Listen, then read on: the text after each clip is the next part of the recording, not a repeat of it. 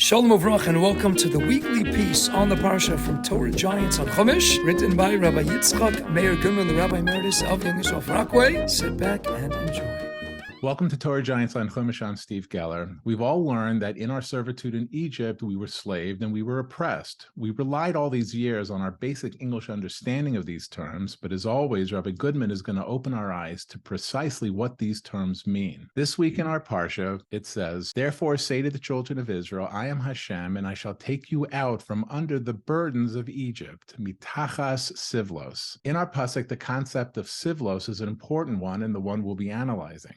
The Maharal posits the principle that to understand the deeper meaning of any term in Tanakh, we must examine the first appearance of it in the text. Rav Moshe Shapiro Shlita gives us an example of this in his analysis of the word father in Bereshis. We refer to Avraham Avinu as our father, but this expression implies far more than simple biology. The first time the word father appears in the Torah is used to describe Yaval as the father of all tent dwellers and Yuval as the father of all musicians. Therefore, a father is one who conceives an entirely new dimension of life. It's obviously derived from the verb ahava, desire, for only great desire prompts inspiration and creativity. It may be associated as well with the root ohe, love, for overpowering love usually fuels such overwhelming desire. What made Avraham a father? What concept did he conceive? With his great love of the Creator, whom he recognized by his own logic, and with his powerful desire to become close to him, he created Shachris. The Gemara in Brachos says, Avraham made the monumental discovery that a human being, a tiny speck in a vast universe, can capture the attention of the master and creator of it all. Avraham is the father of this most significant concept, which ordinary mortals might never have imagined. This is why all of our fundamental prayers begin by mentioning our God and the God of our fathers, for they blazed that trail for us and opened up this magnificent dimension. This also explains why as early as the second pasuk in Lech Lecha and Bereshis, Chazal detects references to the Amida, for this was our father's great contribution. I will make of you a great nation, and I will bless you. I will make your name great, veye bracha, and you shall be a blessing. As Rav Moshe Shapiro so often laments how unfortunate that so many good Jews failed to appreciate the power and importance of our daily prayers. Let's get back to our Parsha. As suggested in the Minchas Tzion, Rav Menachem ben Zion Zaks, the common word for persecution in Bereshis is inui.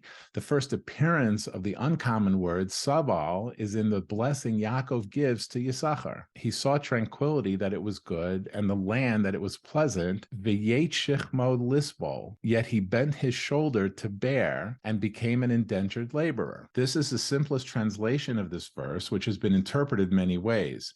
In its simplest form, we gain the insight into the original meaning of the term. Sivlos represents a kind of suffering that one accepts as part of life, applied to work or any physical activity we do out of a sense of responsibility or need. This work has to be done, so we just do it. Rabbi Goodman points out that this also explains why the root is used today for the word patience, savlanut, meaning the work that we have to do as part of life, we have to be patient with and not get frustrated from. On the other hand, Inui is persecution that one fights against. In Shmo, Sivlos appears in chapter 1, pasuk 11. So they set taskmasters over them, Laman nanoso besivlosam, to oppress them with forced labor. This double lashon made the Jewish people feel uncomfortable as immigrants enjoying the beneficence of the true Egyptian citizens of the land. After observing the Jews' feeling of inferiority, they began to persecute them with special taxes until they became totally oppressed, and they accepted it as the price of living in a land where they truly didn't belong.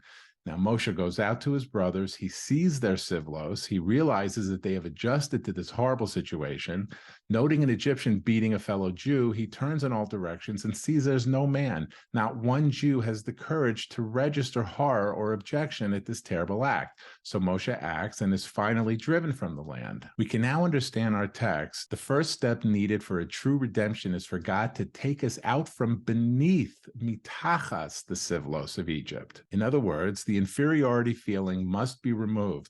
The people must feel fully entitled to their freedom and recognize the abomination of their being enslaved. Rabbi Goodman doesn't include this point, but if we look at the pasukim in Lech Lecha from the Bris Bein Besarim, we see that Hashem's vow to Avraham was precisely fulfilled. The lashon in our pasuk, Leman anoso besivlosam, in the pasuk of the Bris Bein Besarim, and Hashem said to Avram, "No, certainly your offspring shall be aliens in a land not their own, va'avadum v'inoyasam, and they shall serve them and they will oppress them." Rabbi Goodman points out the famous expression, "It's easier to take the Jew out of Gullus than to take Gullus out of the Jew," is the concept that emerges from our new understanding of the terms used in our text. All of this is why you should like this video and subscribe to the YouTube channel. Use the share button right below to share these videos with your friends and family who've probably seen enough cat memes.